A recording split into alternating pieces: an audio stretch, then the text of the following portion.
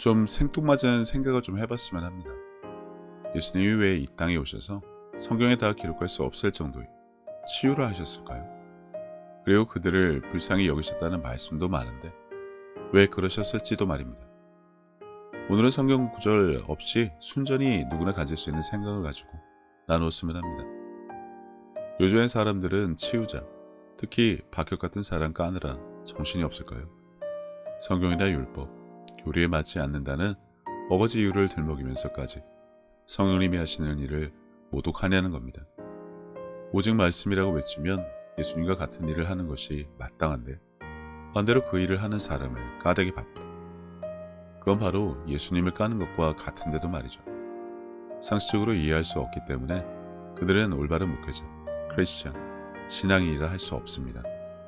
무면허 의사처럼 목사 자격증 따서 장사한 자들에 불과하지 그들을 목회자라고 할 수 없는 이유가 성경을 제대로 아는 자라면 이걸 여기저기 광고하면서 우리도 초대교회의 사람들처럼 이렇게 되자고 혈안이 되어야 하는 것이 마땅할 텐데 말입니다. 이유는 두 가지인데 몰라서 방치하거나 아는데 나는 안 되니까 배알이 꼴려서 그런 것뿐입니다. 각설하고 예수님은 이웃사랑과 자녀사랑을 실천하신 것뿐입니다. 그러니 그들이 질병에 묶여서 고통을 당하는 모습을 보니 불쌍히 여기실 수밖에요. 남이사 뭐라고 한들 어차피 신경 하나도 쓰시지 않을 뿐이라 할 일만 하신 것뿐인데 요즘 교회는 왜 치유자를 까기에 혈안이 되었을까 싶습니다. 당연히 그들에겐 주님의 마음과 사랑이 없습니다.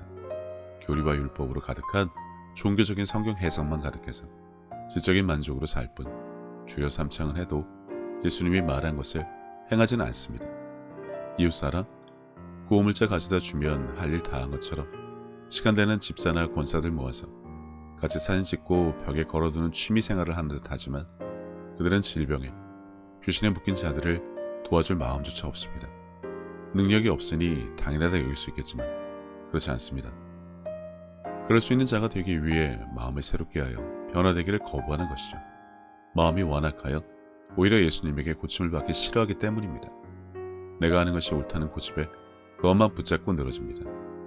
못하는 이유와 안 되는 이유에 대해 고민을 하기는커녕 그런 것이 아니라 그것 자체가 잘못이라는 모함을 하는 것을 보면 과연 그들이 누구인지 금방 알 수 있습니다.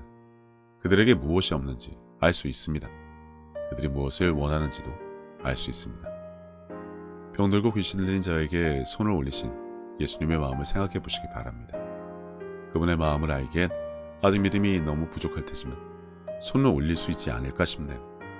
본능이 없으니 능력을 발휘하진 못하겠지만 그래도 손을 얻는 자에게 성령께서 무엇을 하시는지 경험을 한다면 스스로 놀라 자빠질 텐데 그것조차 하지 않습니다.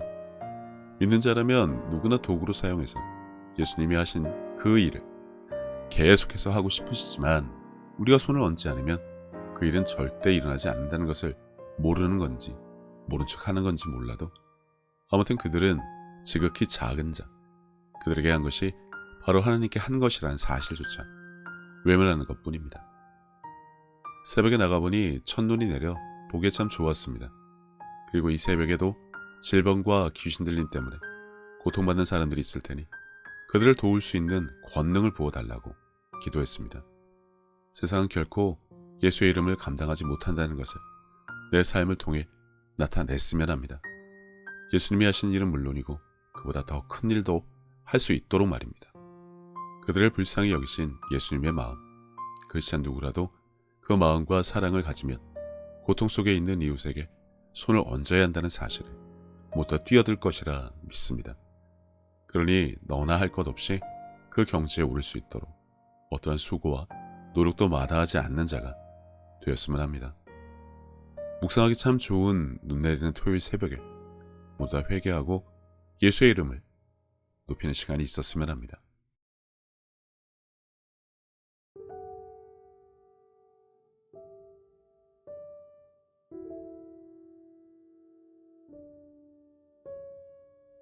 예수님께서는 내 마음을 다하고 목숨을 다하고 뜻을 다하고 힘을 다하여 주 너의 하나님을 사랑하라 하신 것이요.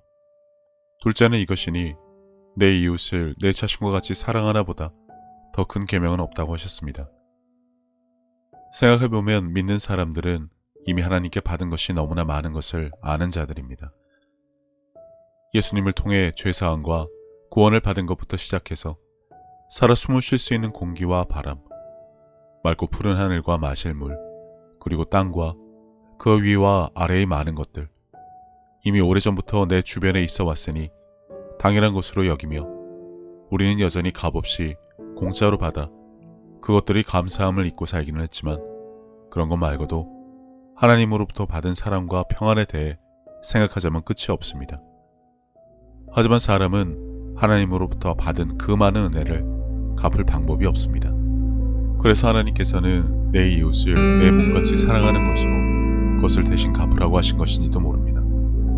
그리고 지극히 작은 자에게 한 것이 곧 하나님께 한 것이라고 하셨으니 그분의 은혜를 알고 그분을 닮아가는 삶을 살아가야 한다면 지금 내가 살아가는 삶의 방향이 하나님과 나의 이웃을 사랑하는 올바른 길 위에 있는 것인지 한 번쯤 점검해 봐야 하지 않나 싶습니다. 이와 같이 하나님의 뜻, 그분이 기뻐하실 일이 무엇인지 알고 내게 주어진 소명을 다하기 위해 끊임없이 힘쓰고 노력하는 것도 크리스찬들이 마땅히 해야 할 일이 아닐까라는 생각을 해봅니다. 이제는 세상 유행에 따라 요동치던 내 마음을 모두 내려놓고 혼자서 하나님의 뜻을 헤아리는 시간을 가져보시기를 권해봅니다. 하나님은 세상 모든 사람들을 사랑하십니다. 그렇기 때문에 당신이 사랑받기에 마땅한 사람인 것처럼 당신의 가족도 이웃도 그분에게는 마찬가지로 소중한 자녀들입니다. 당신이 어려운 상황을 겪었을 때 하나님께서 당신의 삶에 관여하실 수 있도록 마음의 문을 열고 그분을 신뢰하며 동행하는 삶을 살아왔듯이 이제 당신도 다른 사람들에게 먼저 다가가서 손을 내미는 귀한 삶이 되어주시기를 바랍니다. 예수님께서 주신 새 계명, 서로 사랑하라. 저도 늘 제 자리에서 최선을 다하여 섬기고 사랑하며 살도록 하겠습니다.